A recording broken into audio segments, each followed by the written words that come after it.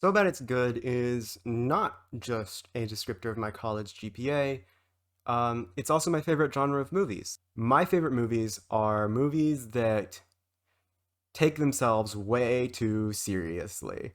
And I think that the movie Adventures of Hercules from 1983 is a perfect example of that.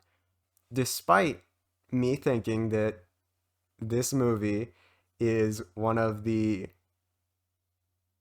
most so bad it's good movies that I have ever seen, it is still, I feel, one of the best filming experiences, just like film experiences to watch.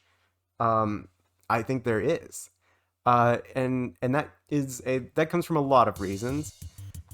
But also I think that this movie is experienced best with a friend or alcohol. I'm about to show you why The Adventures of Hercules 1983 is one of the best movies I have ever watched.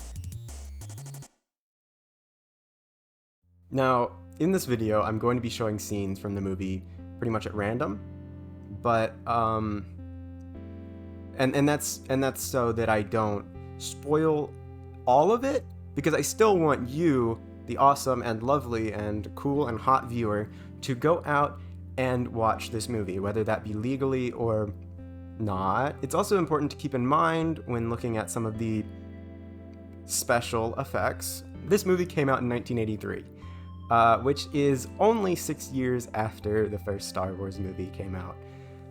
So there's your reference point for where movie and film technology is at. It's also important to remember that this movie was not as heavily funded, probably, as the first Star Wars movie, so keep that in mind. I know I am. What can I do to equalize both sides of the struggle, Athena? If you don't want to increase the powers of all men, then why don't you increase those of one? The characters in this movie. The movie, obviously, there's Hercules, who is portrayed by Lou Ferrigno, an actor who is known for some things. He is/was an actor. Not sure about that. Some places say he's retired, but he's still acting, so not so sure about that. He was like a bodybuilder, a personal trainer. He was the Hulk, not Bruce Banner, the Hulk. But yeah, Hercules, not Lou Ferrigno. We're talking about Hercules. He's rough, tough, and doesn't do much. Yeah, he's not really like a main character. He's more of a punching bag for the other characters. Because it's kind of weird, because the main character of the movie is actually the villain, weirdly. It feels like the villain is the main character, because even though he gets less screen time, he feels more alive than Hercules, who just sort of feels like, I said, a punching bag. He's supposed to be good humanities champion, but as far as I can tell, the only members of that group, good humanity, are this guy, this lady, and this other lady. And both of his sets of parents, which, no spoilers there. But yeah, he's like one of the only good people in the world, which is kind of weird. We don't see a lot of other people that are on his side. The actual movie, the plot, is not about any of Hercules' labors. If you know anything about like Greek or Roman myth, you know that Hercules had labors. He was a basically like a quest guy. The plot is closer to that of a Zelda game than any actual like Greek myth, which is kind of funny because the characters are supposed to be from Greek myths, or at least their names are. I don't know. Like, this is King Minos, who, if I remember the plot of Percy Jackson right, he is the villain. But also, this is Daedalus, who looks like Undyne from Undertale. That's not how Rick Riordan said Daedalus looks. But yeah, let's take another look at Minos, because he's like in my opinion, one of the main characters, if not the main character. He's the science guy. He loves science. Science to eliminate the gods. Or at least like magic science, which there's a lot of that in this movie. But he doesn't ever actually like make anything himself. He just like claims to, like later in the film. The person who actually invents stuff in this movie is Daedalus, which, if I do remember Percy Jackson right, is actually accurate. Since this movie claims to be about Greek mythology, let's take a look at the Greek gods. All three of them. There's 3 Greek gods in this movie, excluding like mentions of them, because there are others that get mentioned. But basically you got Zeus, Hera, and Athena. Who, and this is the extent of their historic accuracy, cause all of the problems. Athena starts out the movie by saying, Zeus, buddy, chess game's unfair, I have checker pieces, Hera has a gun to my head, maybe rectify that. And Zeus is like, okay, sure. And he proceeds to make what he essentially calls his perfect special little boy, and Hera's like, no fair. So she kills his parents. And then this happens. Yeah. Okay, time to talk about Cersei. She was a hag, she drank Herky Boy's blood. Oh, she's hot now.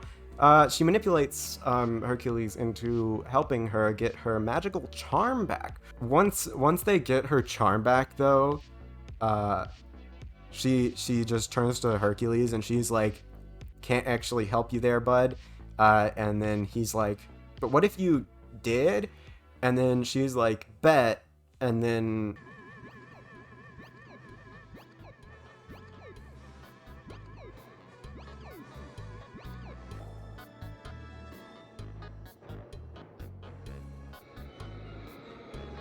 it's a good movie. It's a great movie. Other characters of note, this guy, he's a weasel, and I hate him, and he smells bad. This is the King of Africa, played by Bobby Rhodes, who was in Treasure Island and Outer Space, which is not Treasure Planet. That's not the movie I'm talking about. It's a live-action thing. I think it was a mini-series from 1987, which is now something I really want to watch because it looks super interesting, and I really like Treasure Planet, so expect me to talk about that soon if it's actually interesting. There's also a character named Dorkon, and that's awesome. I expect to name my firstborn Dorkon. I don't know about you, but yeah. There's also Cassiopeia, which in the plot of a Zelda game would be Zelda. Yeah, that's literally all the characters pretty much. There's not much else going on in this movie character-wise. I'll be honest.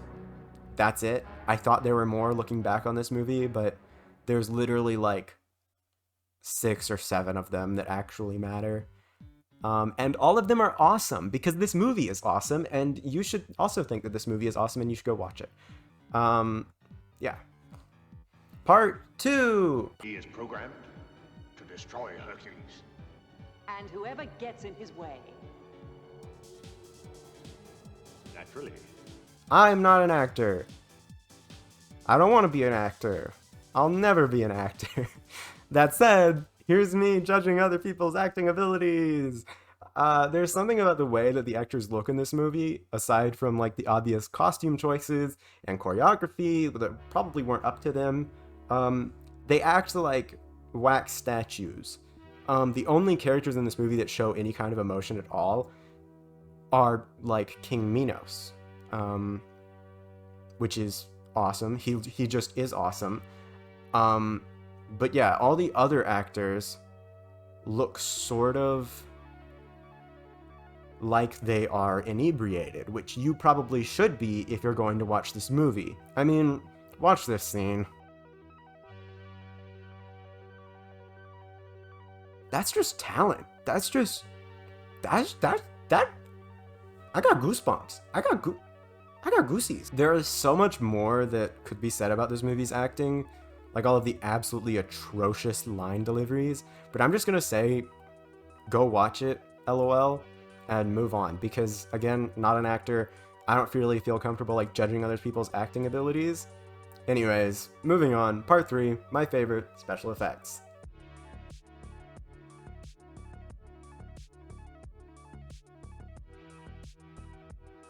Yeah, this movie has some amazing special effects. I would say that that is even its selling point, because look at this. This came out after Star Wars. Star Wars looked kind of silly, but this looks just fake, which fair. It's a movie from the 80s. My expectations were not very high watching it for special effects. In fact, they were very low, and I was very pleased to find out that my expectations were accurate, very accurate, in fact. Also, this movie feels very weird. It's like a sci-fi, but with a fantasy aesthetic. Anyways, this movie feels like Dune, but good, or like Astronauts from Pop Tropica, but bad. If you get my vibes here, which you do because you are also awesome, and based and red-pilled. I guess we'll just take another look at one of the scenes I showed you. Let's look at the bear scene. The bear. We love bears. Bears are cuddly, they're cute, they're cool, they're also giant and could probably kill me. Anyways, he fights a bear. Not gonna say why, but he does. And it looks like this, which is awesome. But he's not actually fighting the bear. Sorry to break the illusion, but he actually is fighting a man in a bear suit while they play like just clips of a bear being angry on like completely different quality of film, which it's like biting into like a nice soft cake and then you just hit like a crunch. It's just a very awkward scene and I love it for that. But that's how most of the effects in this movie are. They're just so awkward. Like that growing clip that I just keep showing you because it's awesome. It's 25 seconds long. Granted, a little bit longer than it needs to be, I suppose. But yeah, this movie is 90 minutes long. It's a goofy watch. I highly recommend watching with some friends, like I said. Probably not while entirely sober. It's one of those movies that is just perfectly awful, and I love it for that. I want more people to watch it, because some things don't have to be perfect to be enjoyable. Anyways, thanks for listening to me talk about one of the goofiest movies ever.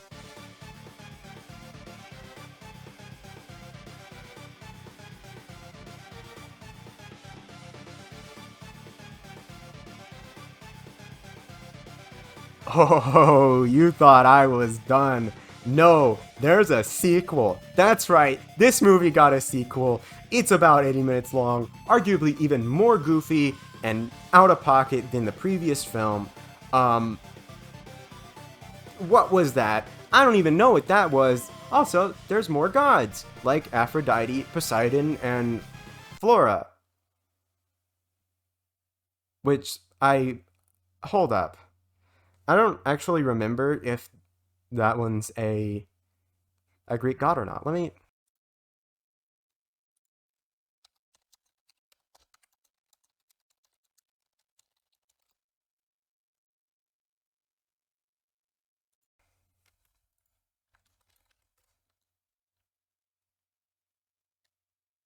Oh my goodness.